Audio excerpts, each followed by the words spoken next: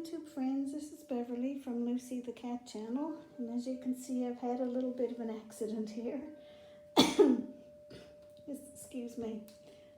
This plant that I wanted to show you today decided it wanted to tip over and throw its bark on the floor, and that seems to be a real common thing for me. Anyway, this is my Brassavola. I don't really know what type it is. If somebody knows, they could let me know. I think it might be a sublifolia, but I'm not quite sure. But it's got the typical Brassavola flowers. This plant, I've had it probably 4 or 5 years, I think now, and it's done okay. Again, with all my plants, they really perked up when I started giving them calcium, because my water has a really low TDS, like between probably 15 and 20, something like that. Anyway, it's grew really well last year, put out the longest, most sturdiest leaves that it's ever put out. And then over the winter it started putting out spikes. Anyway, it's got, some still to come. This one here is blooming. There's one here with buds. There's one over here started. This one here is the first one, the main one. And I think there might be another one over there on that side. Or not. Anyway, there's probably about 6 or so there. Sorry for putting my hands over the camera. Anyway, I noticed over the winter, it ended up, it had mealybugs, and the buggers were, it's hard to look through the tablet and do this at the same time.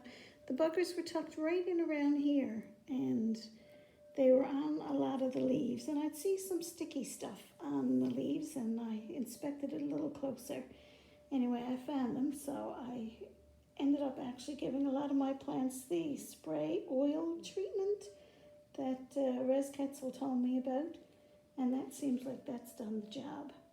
Anyway, the flowers have a nice, nice florally scent. I think they're supposed to be mostly floral at night, but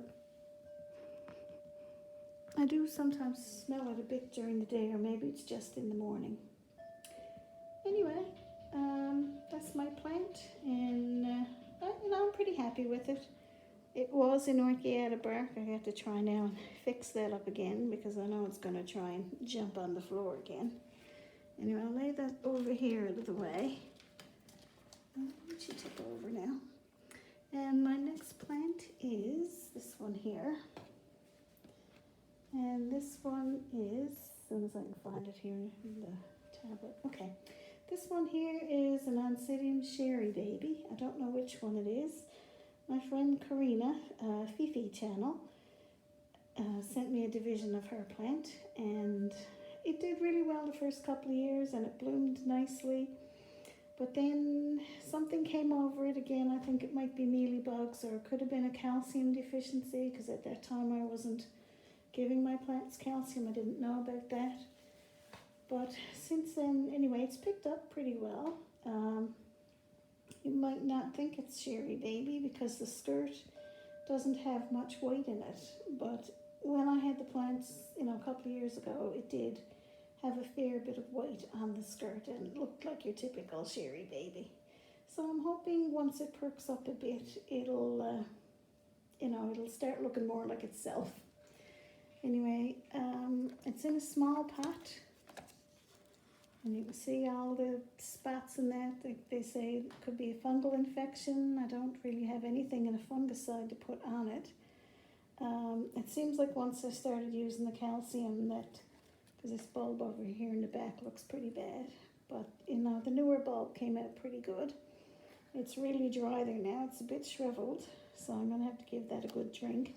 In the small pots, they dry out really fast. And of course I had to treat this guy for mealybugs as well. They get down in the